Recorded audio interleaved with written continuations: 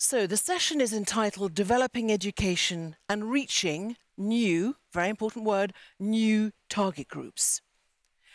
So thank you so much for being here in Malmö, but of course there are many people who have not, because of COVID, been able to join us. I'm thinking of you online around the world. Thank you so much for being part of what is a very important event, a timely event, of course, delayed by 1 year because of the COVID pandemic, but such an important conversation that you can be part of right now around the world. And it's important that you, the digital audience, know that you can, as a delegate, actually turn on your webcam, and if you press on a white button, I'm told, on the screen, then you can say hello to us, and we look forward to saying hello to you. So please remember to actually press that white button. I would ask that anybody who has forgotten switch off their phones, their mobile phones, put them at least on silent. I can see a few people reaching for bags, so please do that now.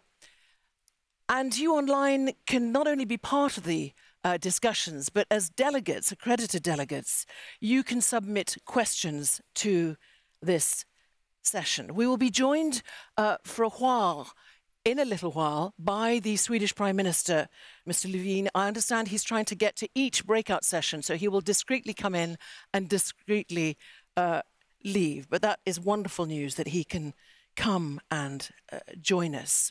So we're together for 1 hour. That sounds like a lot, but it's not, because we have speakers. And I'm afraid I've brought out my whip, and I've been very strict with a lot of you who would have so much more to say. But we're going to have in a moment an expert who will give us some very important insights on a very important study that's just been done here in Gothenburg. And that will be 4 minutes, and the other speakers will be 3 minutes long. So again, I'm going to have to crack the whip. There'll actually be a clock on the screen, and when you've spoken for 2 minutes, it then goes into the red zone. And I would ask you to respect the red zone, or I'll have to give you a red card. Not really, but anyway, and respect the 3 minutes. Now, importantly, we also have, because we're solution-oriented here, we have pledges being made by countries, concrete actions that are going to be pledged and that we will see as well. We've got a very nice, eminent lineup of speakers for that. So, as time is limited and we have many speakers, as I said, we need to crack on. So, first, we will start with a brief scene setter by an expert. Then we'll have the other interventions. And by the end of the session, there will be time, but very limited time, for some questions, both here in the hall and also for you online, for the accredited delegates. So we will, in a while, be greeting people virtually. But first, let me come back and focus very specifically on what we're here to talk about. I think you all heard the words just now, amongst others, of the French president. Let's be short, let's be focused, let's be brief. Plus jamais. Never again. And an expression that is heard often in the United Kingdom is lest we forget. And that is the danger. The danger is that we do not remember, that we do not learn. So this session is all about the development of Holocaust education and its various objectives. These objectives include, of course, preserving the memory. I say of course, but actually it's not always of course. It's more important than ever.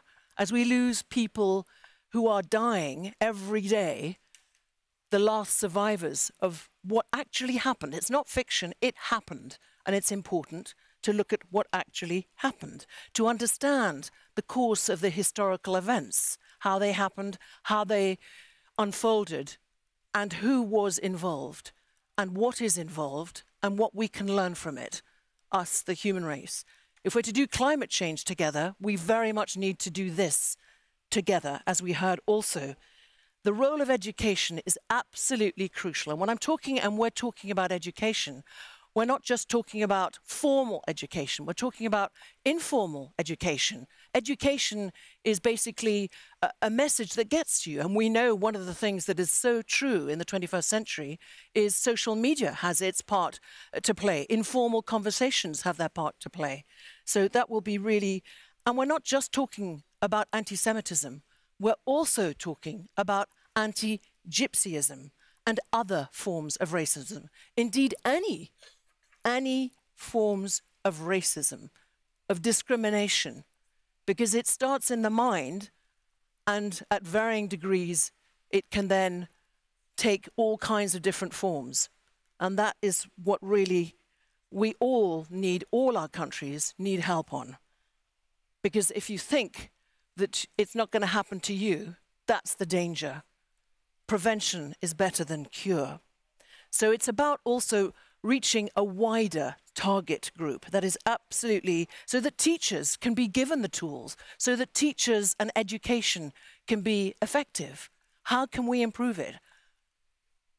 That is absolutely crucial. So I said there was an expert. I'm not the expert. We have the eminent speakers. We have the expert. So let's have the expert. No pressure there. Krista Mattsson, Director of the Segerstedt Institute at Gothenburg University. You're going to provide food for thought, important highlights of an incredibly important, essential even, report that has been done by your university, commissioned to carry out a very special study, which you're now going to give us the benefit of.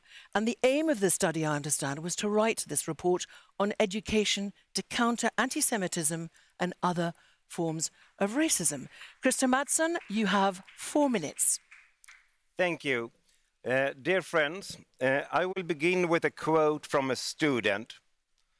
What I will remember from the excursions is that human tends to picture themselves as rather innocent and try to rationalize their actions, however loathsome they are.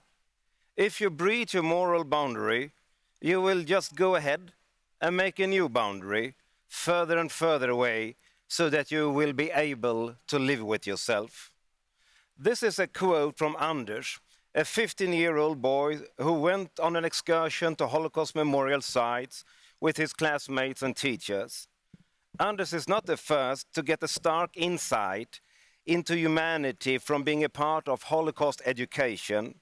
Quite the opposite.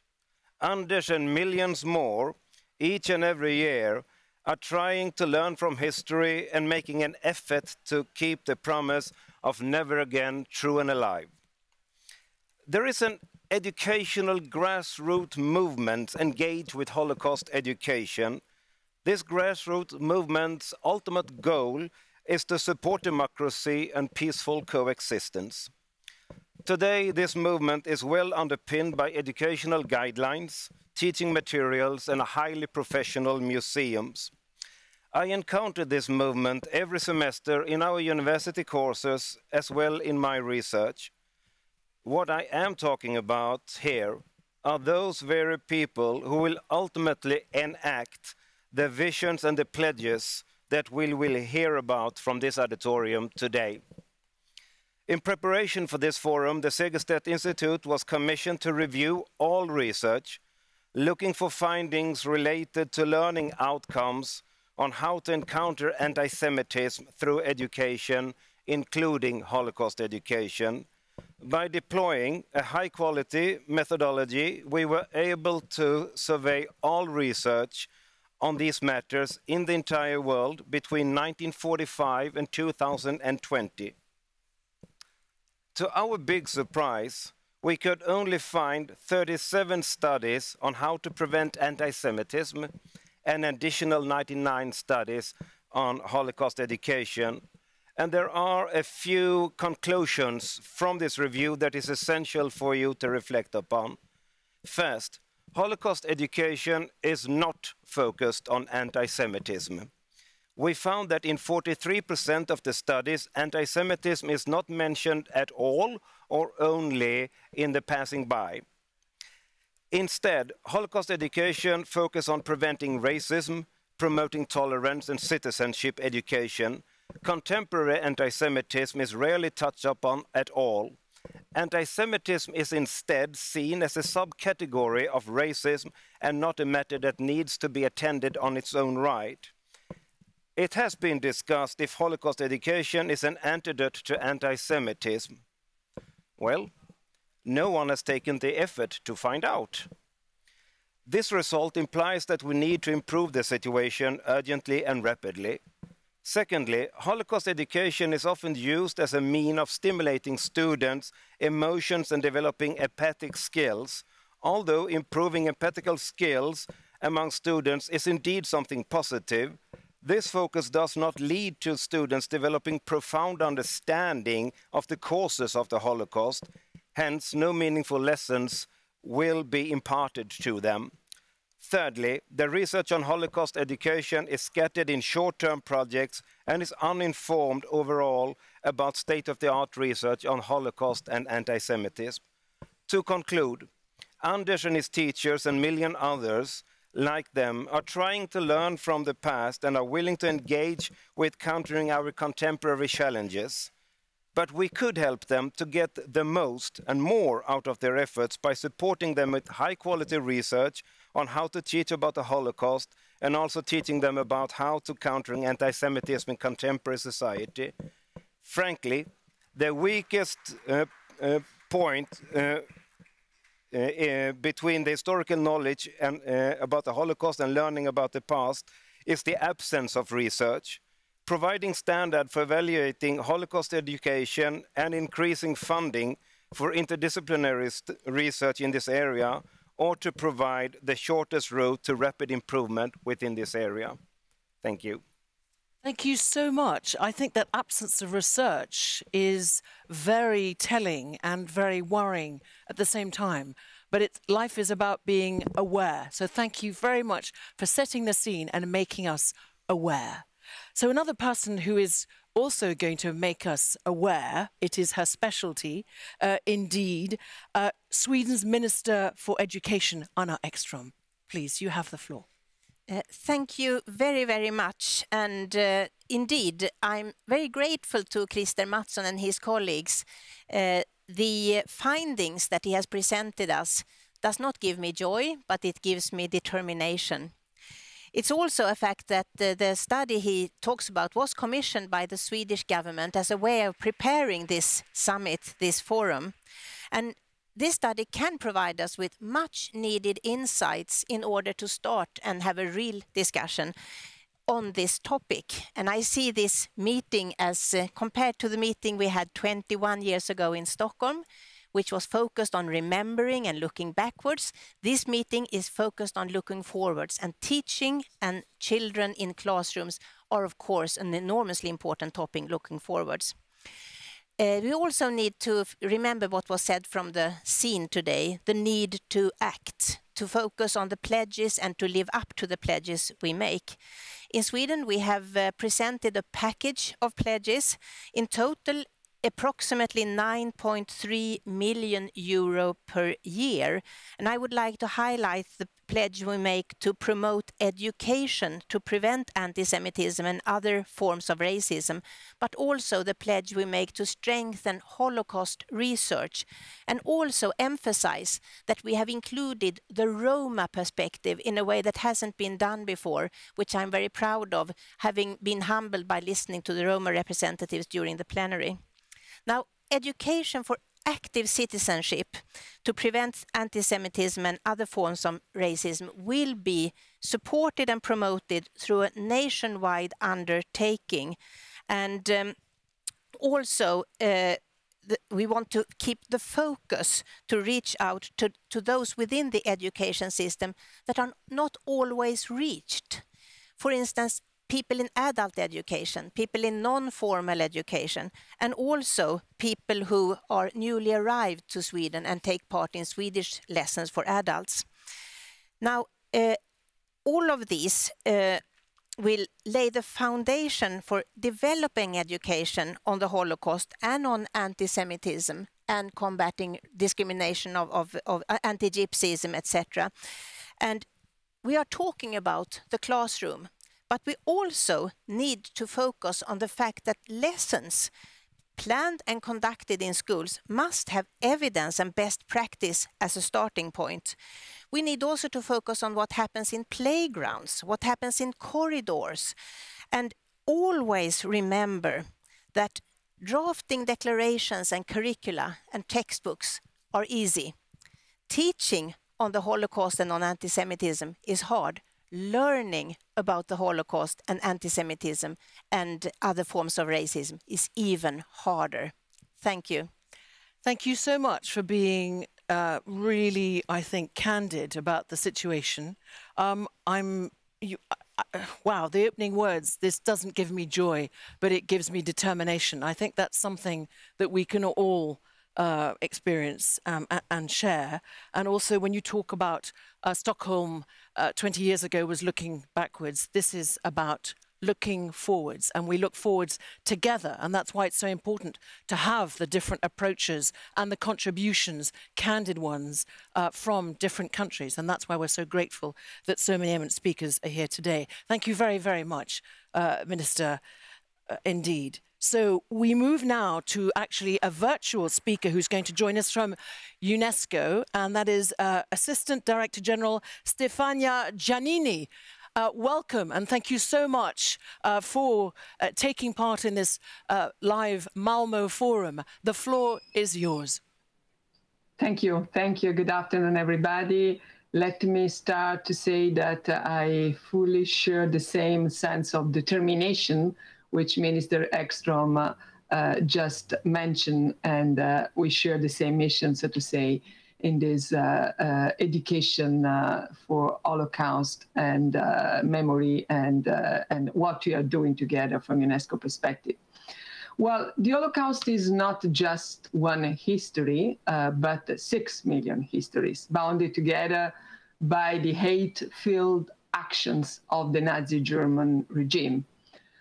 It's the histories of those who survived, of those who shared their testimonies in museums, schools, universities across the world today, and feed young people's wisdom and curiosity with their memories and their generosity. And I think, especially on this occasion of some of them, of Holocaust, for instance, survivor Edi Yaku, tireless advocate for peace, tolerance, justice, forgiveness, who died yesterday. It was, I think, 101.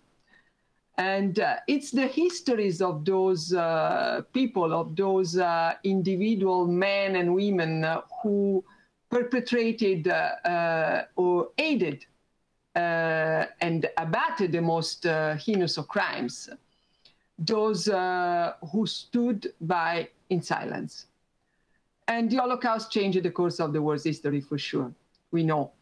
And through the Nuremberg trials and the adoption of the Genocide Convention, the same year where UNESCO has been established, by the way, 1948, new legal precedents and frameworks had codified for the first time the crime of genocide.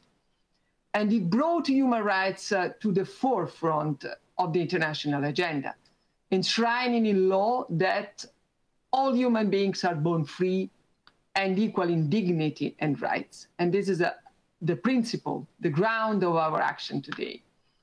This is why UNESCO is committed to advances education about the Holocaust globally, including in partnership with some critical partners like the United States Holocaust Memorial Museum. And it's about developing programs that resonate with local audience. It's about working with educational institutions such as Yad Vashem, to transmit the history of this event, the knowledge, the better knowledge of this event. And it's about upholding the principles of justice by challenging those who deny the Holocaust and who seek to perpetuate the racism and the anti-Semitism in the common knowledge and perception. Having said that, Holocaust denial and distortion is not a mistake or an error of historical interpretation and understanding. It's a deliberate effort to falsify, to manipulate the past, to excuse or to diminish the horrors of the Holocaust, and to rehabilitate the genocide of the Jewish as a tolerable crime. And this is the critical point I think we have to highlight. Today, forms of Holocaust denial and distortion appear across the political and ideological spectrum, including the hateful attack last week on the efforts of the Auschwitz-Birkenau Memorial and Museum to preserve its history. I had the opportunity to visit the Birkenau, Auschwitz-Birkenau Memorial Museum with students, and I can assure that for them, young people now, it's a touching and, unreplaceable experience. And they reflect a concerning global trend of rising discrimination and hate speech against Jewish communities and individuals. And the UN and UNESCO especially are developing a study on Holocaust distortion on social media in partnership with the World Jewish Congress that will inform the development of educational guidance and resource. With the International Holocaust Remembrance Alliance, will develop resources and training to support educators, to support communities, policymakers, civil servants in addressing Holocaust distortion, which is one of the main challenges we have in front of us today. And with the USC Shoah Foundation Eyewitness Program will promote educational tools that explain the impact of anti-Semitism on Jewish communities. So it's about, to conclude, maximizing the power of education. Education is not a solution for everything, of course. Otherwise, it's about undermining the substance of transmission of knowledge and sharing values with the young people and next generation. But we really can say that without education, it's not about addressing this huge challenge we still have in current times. And thanks to the Swedish government for the strong commitment, to Madam Minister Anna Extrom for her personal commitment, I had the opportunity, the pleasure to cooperate over the years on these specific issues as many others. Thank you so much. Over to you. Stefania Giannini from UNESCO, thank you very much indeed. Maximizing education, Mrs. Giannini was saying. So let's maximize it with some pledges, with some concrete actions. Let's listen to two people making pledges, two countries making pledges. The Taoiseach, for those of you who don't know, that's the Prime Minister of Ireland, Michael Martin, and the Federal President of Austria, Alexander van der Bellen. Let's watch together our two first pledge films. I am honoured to be able to join you on this important occasion and grateful for the opportunity to reiterate Ireland's commitment to ensuring that the lessons of the Holocaust are never forgotten. More than 75 years later, the remaining survivors bear testament to that terrible time. Ireland will continue to protect the legacy of the victims, including through new legislation on hate crime and through a new national action plan on racism. We are also renewing school curricula and teacher training on the Holocaust. Ireland will remain unwavering in the fight to preserve the memory of this dark chapter in history.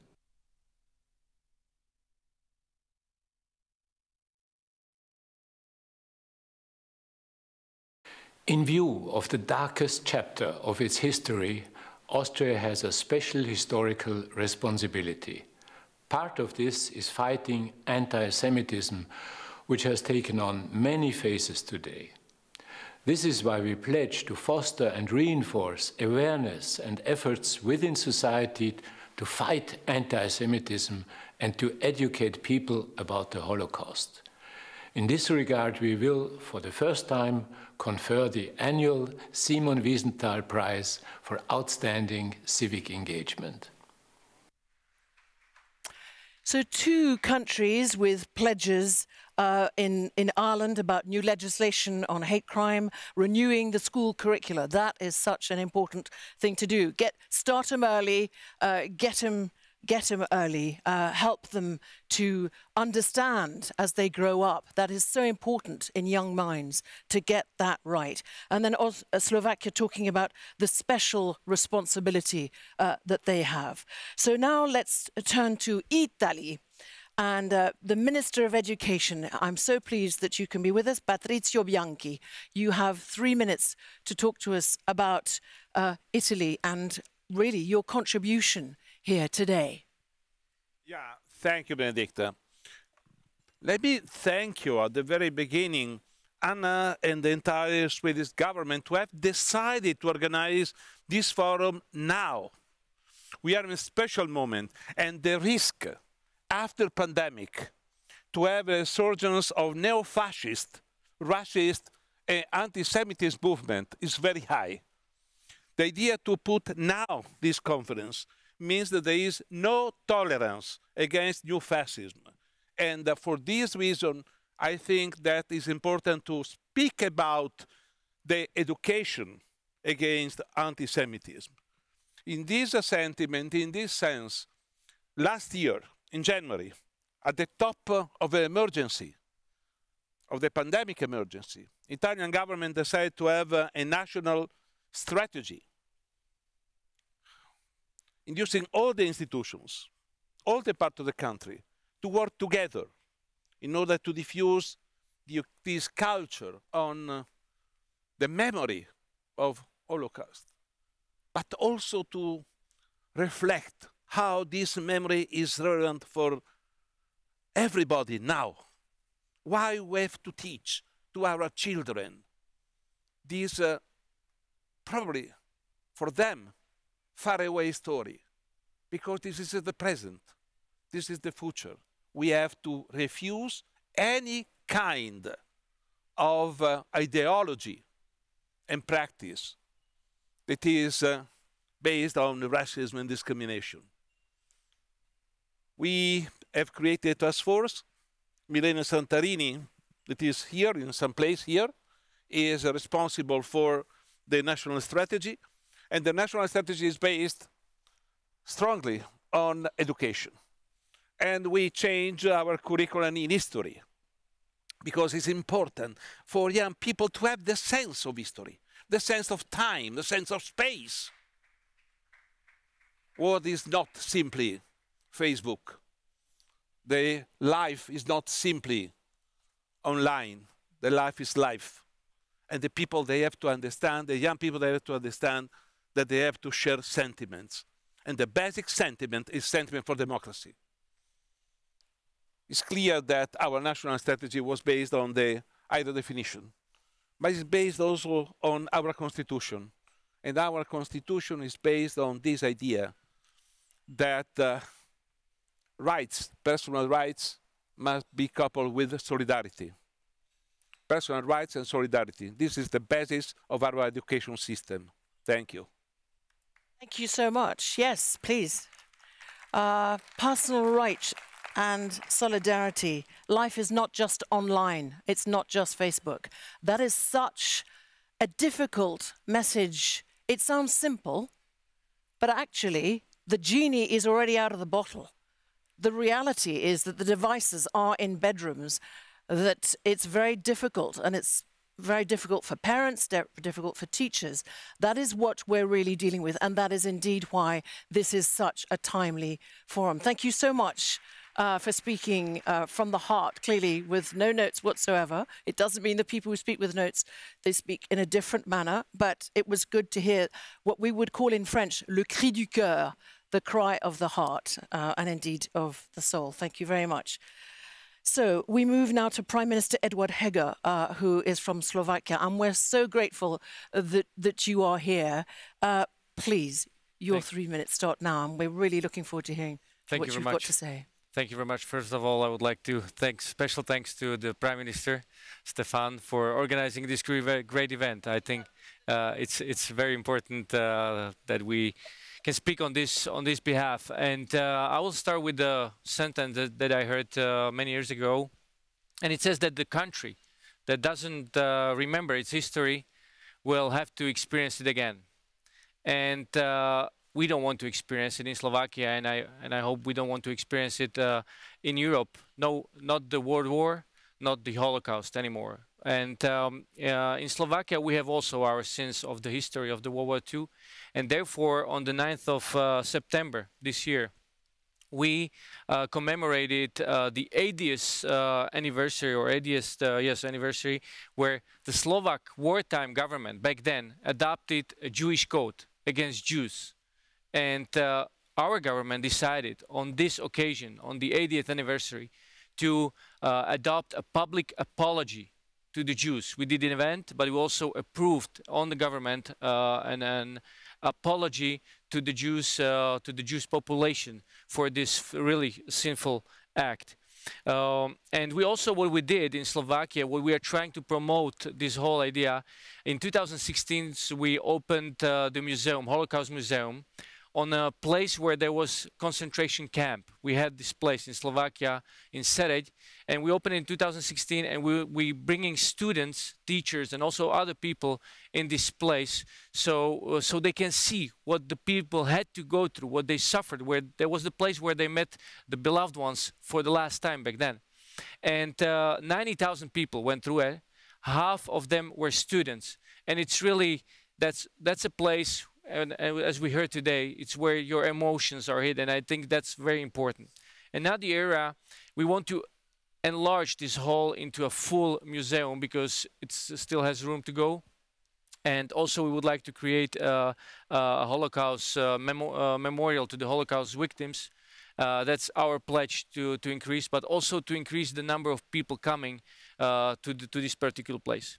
Another area, I think, where we need to work on is the word, and especially politicians. We know that now is the hate speech and a lot of disinformation, etc. And it's important that the politicians speak truth, and are very conscious about what they say. And this is a pledge of myself, and I want to inspire my colleagues in Slovakia and all over the world, because that's what we have to provide. And that's what we. I think that's the main influence on the society, to educate the kids, as I said, bring them to these places, but also educate in the curricula, educate the teachers, and please tell the truth, because we know the truth is the thing that sets us free. Thank you. Wow. Thank you so much. Yes, please. Thank you so much, Mr. Hegar. That was really inspiring. And this is the beauty of, now that we can do that again, meeting together and sharing together. Because hearing different examples, how different countries are trying to change things. So speaking the truth, interesting to hear you say, if I may say so, I'm used to trying to get the truth from politicians in my journalistic job, but to hear someone saying it. So it's speak truth, and perhaps you'd allow me to add a word. Speak responsibly, because the words that we utter, we are masters of our own thoughts, but we can't control when the words have come out and they've been spoken, and if they are hate, if they are discrimination, they are there. That is an action. You can kill somebody. You can kill their perception of themselves. You can encourage somebody else who's already on that journey to go further by speaking hate. And that public apology, what an important thing to do. Wow, congratulations. That is a very public act of remembering, but also looking to build a better future. So exactly what Minister Extrom was talking about. Thank you very much indeed. We now, I said this was from around the world there, but we've got also around the world here. We have the Vice President Felix Ulloa Jr. from El Salvador. Por favor, sus palabras. Gracias. Please, you have the floor, sir. Thank you. Gracias. Yes, thank you. I'm Vice President of El Salvador. The President asked me to attend the conference in order to relay the message of our country to the forum and to address two of the main issues. Firstly, on the Holocaust, which is one of the greatest shameful events of humanity. the darkest night that we hope will never, ever, ever happen again, and where El Salvador played a fundamental role. Our General Consul, General Arturo Gonzalez, extended 3,000 passports to Jewish citizens with El Salvadorian nationality, which meant he was able to save over 50,000 lives. This was a heroic act, which meant that General Castellanos became a hero of the Holocaust, and he has been named righteous among nations. And the idea is to ratify that historical pledge, that historical commitment, to make sure that such a shameful act as the Holocaust never ever happens again. The second issue is anti-Semitism. And I would like to refer back to what the professor said at the beginning of this little debate, and that is the whole phenomenon of racism. There's a new version of racism, if you will. Anti-Semitism is a category of racism. It's more prevalent in certain areas, but we know that racism is expressed in a very aggressive form, in very xenophobic ways, new xenophobic ways, as the Italian minister has referred to. There's neo-fascism, which is targeted against migrants in different parts of Europe. And we've seen the same with migrants in the United States. And there are new forms of racism which have led to movements such as Black Lives Matter. And these movements are essential. It is essential that we react to this universal phenomenon. And one of the ways to do this is through education, and that's why we are here at the forum. Education is the most appropriate tool to ensure that new generations can overcome any kind of racist structure. We had the Jacques Delors report on education. This was a report that was drafted for UNESCO. It sets out 4 pillars for education: to know how to be, to know how to live, to know how to educate, to know how to become educated. And the 4th pillar, which Jacques Delors referred to know how to live and to be educated, we feel that that is the most important tool to tackle the phenomenon of racism. So welcome to everybody. Thank you for listening to me. And obviously, we do support this particular commitment and pledge to use education as an effective tool to tackle racism and anti-Semitism in order to prevent Holocaust in the future. Fair. To know how to be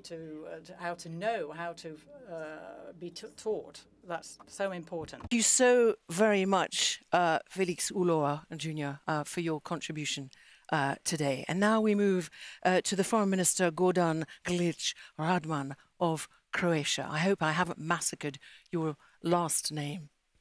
Yeah, thank you very so much.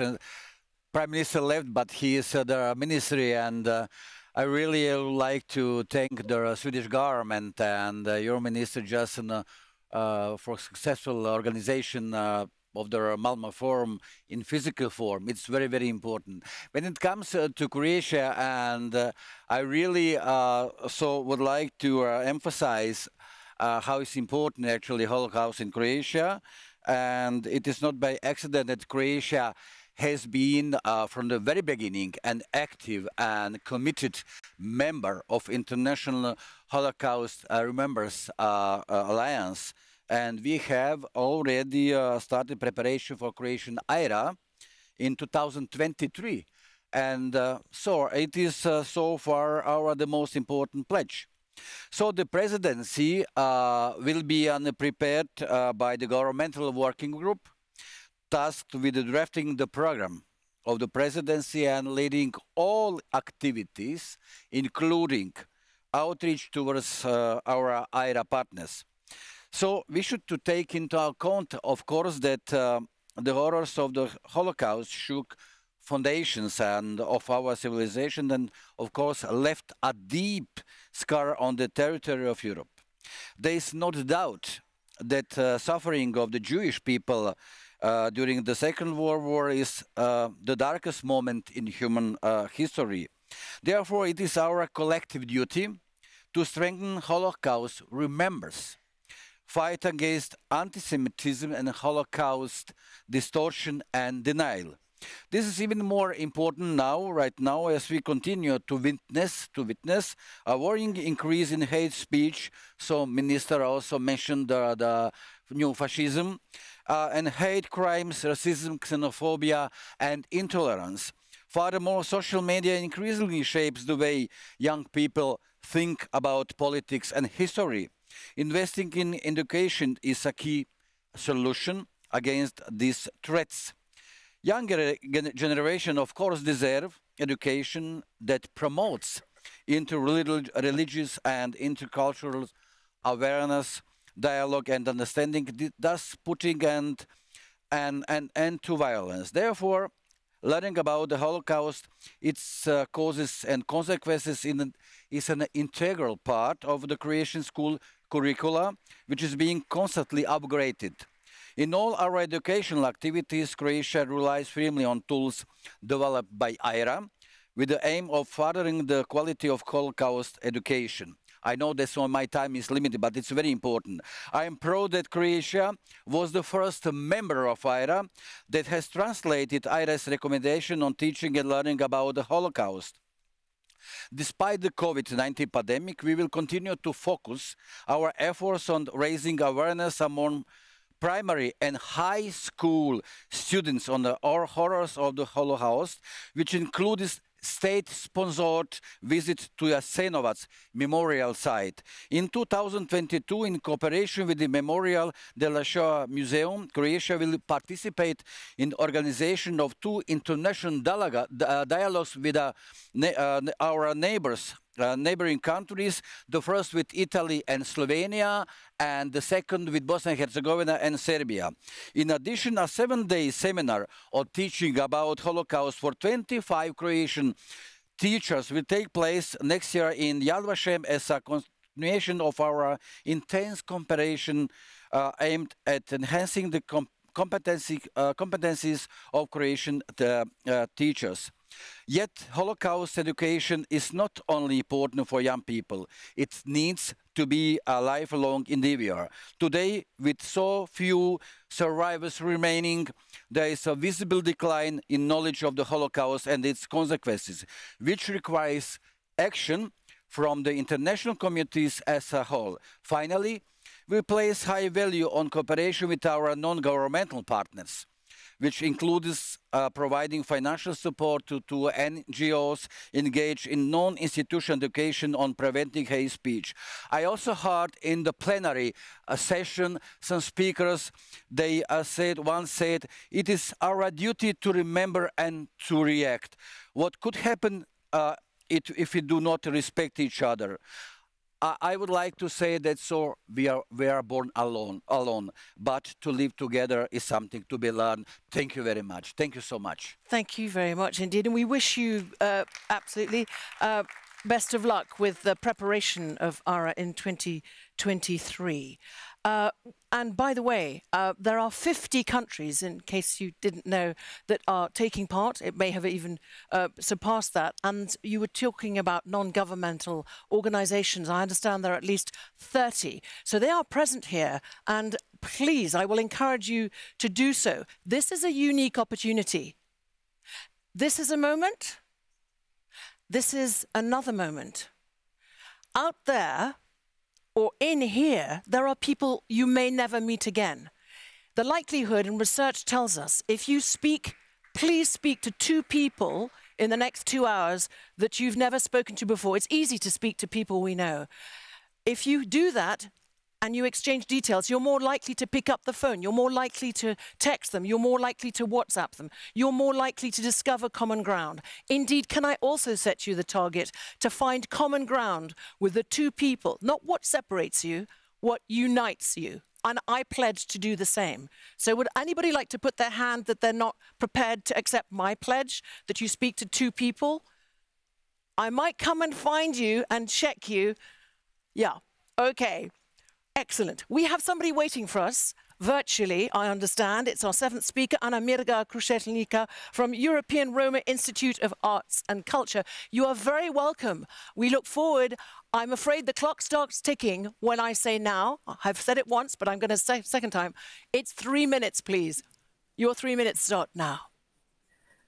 Thank you very much, Your Excellencies, for the invitation. It's an honor to speak here on behalf of ERIAC and make the voices of Romani people present in today's discussion.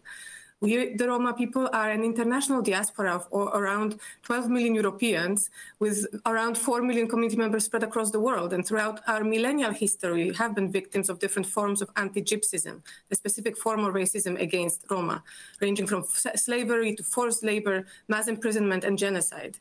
And the organized persecution of Roma has reached its peak during the Second World War, and as many as 50% of our ancestors were exterminated, murdered in camps, fields, and unmarked trenches around Europe.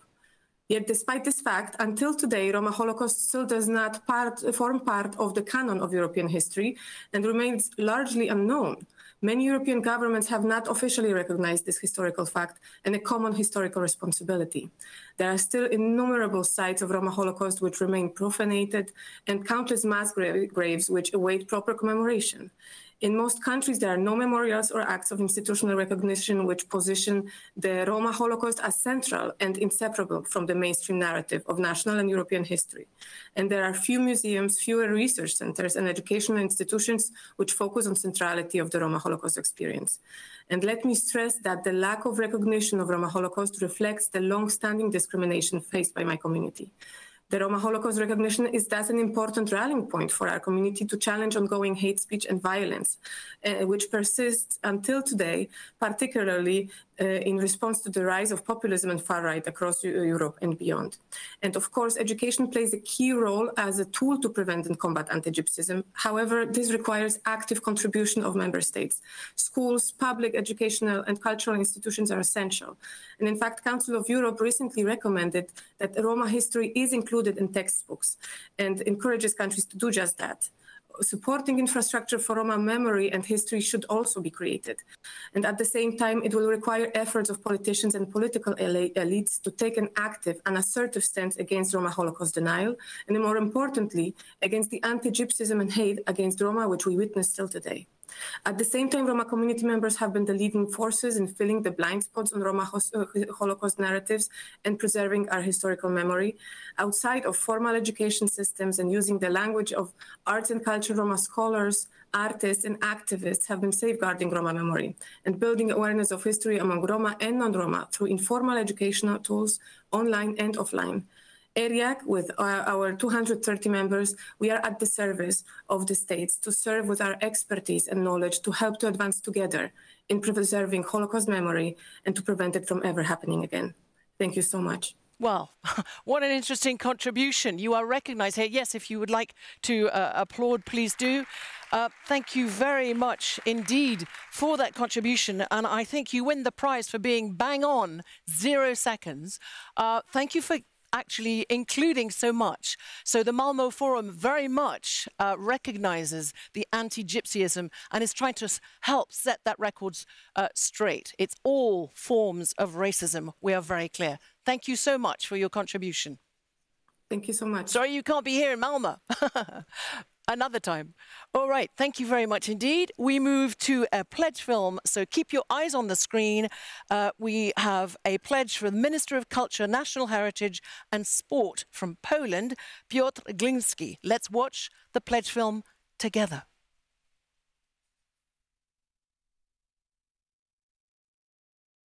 Poland consistently continues and intensifies actions aimed at commemorating, strengthening academic research, and promoting education about the Holocaust, continuing support of Jewish life in contemporary Poland, supporting the revival of Jewish culture and preserving the Jewish heritage in Poland, combating antisemitism and the other forms of discrimination and racism, strengthening the academic research on the extermination of Roma and Sinti as the vital part to preserve the memory of the Second World War and the German occupation of Poland.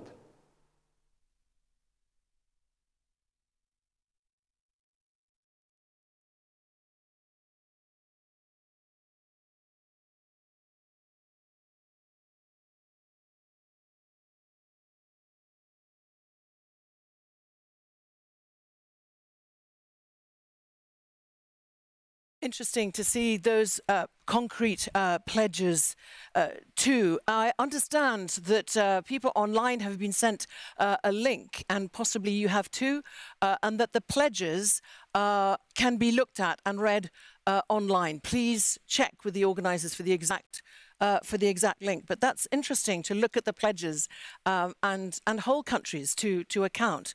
We were talking about words earlier, and we need to speak responsibly. So I understand that the Ambassador of Norway, who has graced us with her presence, Ambassador Kolberg, wishes to comment very briefly about today's session. Please. Thank you very much. We are changing governments in Norway as we speak, and it's therefore I have the pleasure and honor to comment on the Norway's pledges to the Malmö conference. This year, we updated our plan of action against anti-Semitism from 2016, and there are 3 main deliverables I would like to highlight. Firstly, to educate the educators. The DEMBRA program that offers schools guidance and courses and also online resources to prevent racism and group-based hostility and anti-democratic attitudes, we hope will reach among or up to 1,500 teachers annually. Secondly, Norway has now started a project to monitor social media when it comes to anti-Semitic and hate crime sort of expressions. And thirdly, next year, 2022, the Norwegian Center for Holocaust and Minority Studies will carry out their 3rd population survey on attitudes towards Jews and other minorities in Norway. Thank you. Admirably brief. Thank you very much indeed. I think we're back to that idea of lack of research that, Chris, you spoke about. We can't.